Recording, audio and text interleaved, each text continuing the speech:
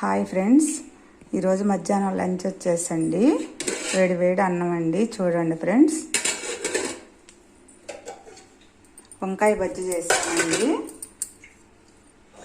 వంకాయ, టమోటాలు, పచ్చిమిరపకాయలు అన్నీ వేసి బజ్జీ చేశానండి. వంకాయ బజ్జీ ఫ్రెండ్స్ ఈరోజు మా ఇంట్లో.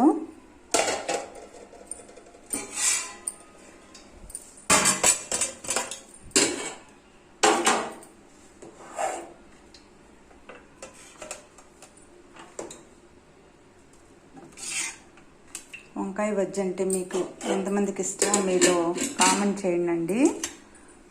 ప్లీజ్ అండి. శోభారాణి కొక్కోలండి.